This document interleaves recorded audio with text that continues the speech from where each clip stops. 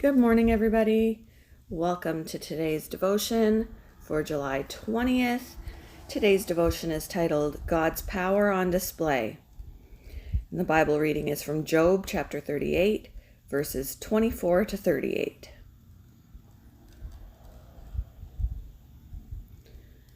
What is the way to the place where the lightning is dispersed, or the place where the east winds are scattered over the earth?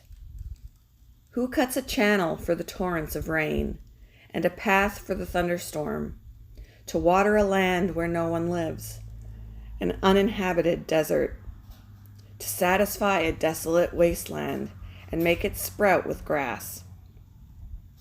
Does the rain have a father?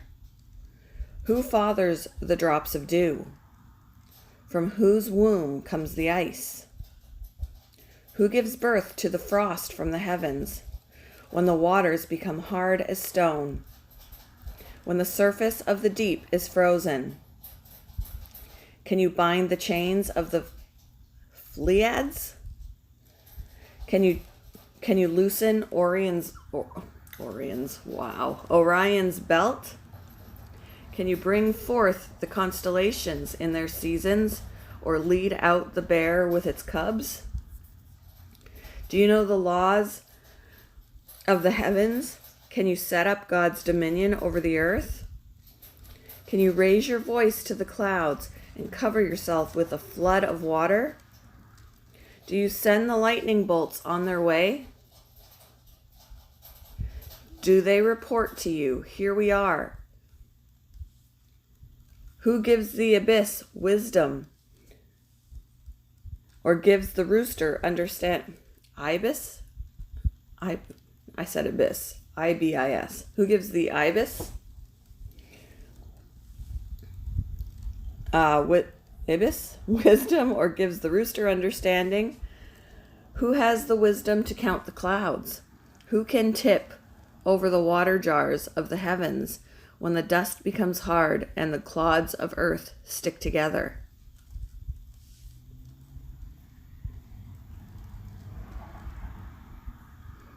It was a lightning storm, and my 6-year-old daughter and I were on the floor watching the dazzling display through the glass door.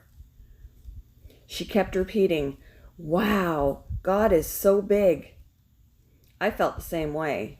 It was obvious to both of us how small we were, and how powerful God must be.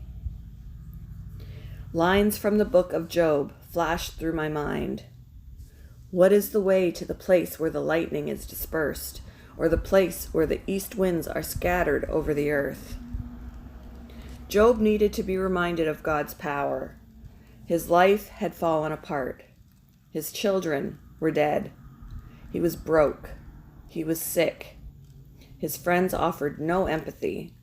His wife encouraged him to abandon his faith.